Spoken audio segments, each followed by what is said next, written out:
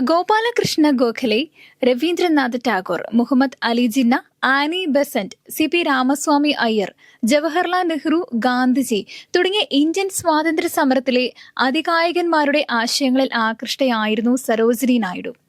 1905 കാലഘട്ടത്തിൽ പൊതുപ്രവർത്തന രംഗത്തേക്ക് സരോജിനി കടന്നു വന്നിരുന്നുവെങ്കിലും വർഷങ്ങൾക്ക് ശേഷം 1915 ആ മേഖലയിൽ അവർ സജീവമായി തുടങ്ങിയത്.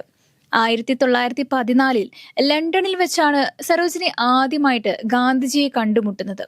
അപ്പോഴേക്കും അദ്ദേഹം ഏറെ പ്രശസ്തനായി കഴിഞ്ഞിരുന്നു. ആ സമയം ഗാന്ധിജിയെ സ്വീകരിക്കാൻ എത്തിയ വമ്പിച്ച ജനക്കൂട്ടത്തെ കണ്ട സരോജിനി അഭിമാനം കൊണ്ടു.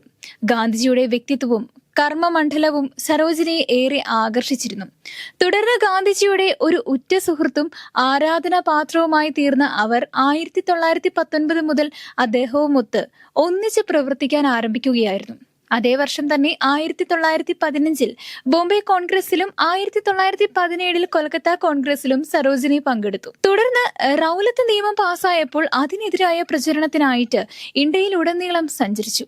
തുടർന്നാണ് 1925 ഇന്ത്യൻ നാഷണൽ കോൺഗ്രസ് പാർട്ടിയുടെ പ്രസിഡന്റായി സരോജിനി നായിഡു തിരഞ്ഞെടുക്കപ്പെടുന്നത്. ആ സ്ഥാനം ഏറ്റെടുക്കുന്ന ആദ്യത്തെ വനിത കൂടി ആയിരുന്നു അവര്.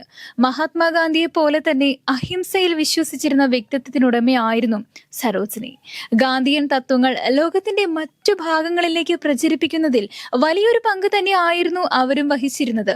മാത്രമല്ല, ഗാന്ധിയെ സമാധാനത്തിന്റെ പ്രതീകമായിട്ട് സ്ഥാപിക്കുന്നതിൽ ഭാഗികമായ ഉത്തരവാദിയും സരോജിനി ആയിരുന്നു എന്ന് തന്നെ നമുക്ക് പറയാം. 1928-29 കാലയളവില് US നടത്തിയ പ്രഭാഷണങ്ങളിലൂടെ ദേശീയ പ്രസ്ഥാനത്തെക്കുറിച്ച് അമേരിക്കൻ ജനതയെ ബോധവൽക്കരിക്കുവാനായിട്ട് അവർക്ക് കഴിഞ്ഞിരുന്നു. ദേശീയ പ്രസ്ഥാനത്തിൽ തനതായ വ്യക്തിമുദ്ര പതിപ്പിച്ച നായിഡു സ്ത്രീ വിമോചനം, സാമൂഹിക പരിഷ്കരണം, സാഹിത്യം എന്നീ മേഖലകളിലും സജീവമായിരുന്നു. സ്ത്രീകൾക്ക് വോട്ടവകാശം അനുവദിച്ചു കിട്ടണമെന്ന നിവേദനം 1917 മൊണ്ടേഗുവിന് സമർപ്പിച്ച പ്രതിനിധി സംഘത്തെ നയിച്ചതും സരോജിനി തന്നെയാണ്. 1930 നടന്ന ദണ്ഡി യാത്രയിൽ പുരുഷന്മാരെ മാത്രം ഉൾപ്പെടുത്താനായിരുന്നു ഗാന്ധിജി ആദ്യം തീരുമാനിച്ചിരുന്നതെങ്കിലും സ്ത്രീപക്ഷവാദിയായ സരോജിനിയുടെ ശക്തമായ ഇടപെടൽ മൂലം സ്ത്രീകളെ കൂടി ഉൾപ്പെടുത്തുവാൻ ഗാന്ധിജി തയ്യാറാവുകയായിരുന്നു. ഉപ്പ് സത്യാഗ്രഹത്തിന്റെ ഭാഗമായി സൂററ്റ് ജില്ലയിലെ ദർശനയിലുള്ള ഉപ്പ് പണ്ടകശാല സമാധാനപരമായി കൈവശപ്പെടുത്തുവാൻ ഗാന്ധിജി നിശ്ചയിച്ചിരുന്നുവെങ്കിലും ദർശനയിലേക്ക് മാർച്ച് ചെയ്യുന്നതിന് മുൻപ് അദ്ദേഹം അറസ്റ്റ് ചെയ്യപ്പെടുകയായിരുന്നു. തുടർന്ന് ദർശനയിലെ പ്രവർത്തനങ്ങൾക്ക് നേതൃത്വം നൽകിയത് സരോജിനി തന്നെയാണ്. സ്വാതന്ത്ര്യലബ്ധിയെ തുടർന്ന് UP സംസ്ഥാനത്തിന്റെ ഗവർണറായി സരോജിനി നിയമിക്കപ്പെട്ടു. സ്വതന്ത്ര ഇന്ത്യയിലെ ആദ്യത്തെ വനിതാ ഗവർണർ ആയിരുന്നു സരോജിനി.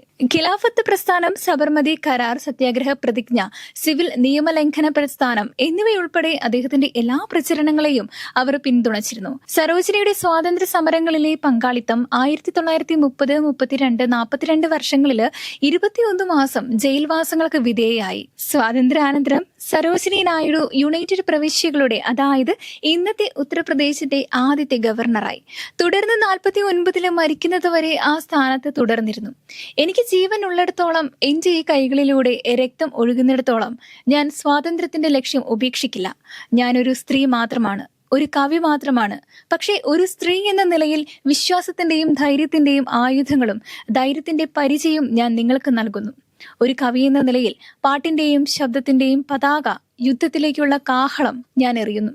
അടിമത്തത്തിൽ നിന്ന് നിങ്ങളെ ഉണർത്തുന്ന ജ്വാല ഞാൻ എങ്ങനെ ജ്വലിപ്പിക്കും? നായിഡുവിന്റെ പ്രശസ്തമായ വരികളാണിവ. സത്യാഗ്രഹ പ്രവർത്തനങ്ങൾക്കൊപ്പം സരോജിനി സാമൂഹ്യ പ്രവർത്തനങ്ങളിലും ആകൃഷ്ടയായിരുന്നു. ഇന്ത്യയുടെ ഏറ്റവും വലിയ ശത്രു അനൈക്യമാണെന്ന് അവർ ഉദ്ബോധിപ്പിച്ചു.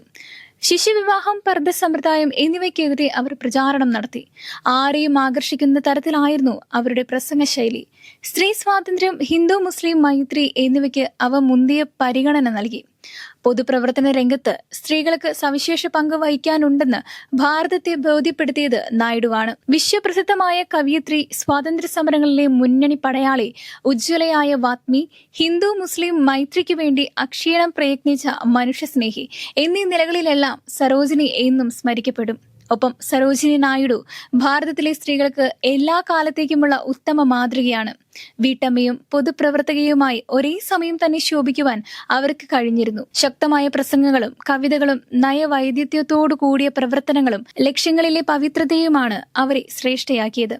ഭാരത ചരിത്രം എക്കാലവും ആത്മാഭിമാനത്തോടെ സ്മരിക്കുന്ന മഹത് വ്യക്തികളിൽ ഒരാളാണ് സരോജിനി നായിഡു. 1949 മാർച്ച് 2-നാണ് ഇന്ത്യയുടെ വാനമ്പാടി ഈ ലോകത്തോട് വിട പറയുന്നത്.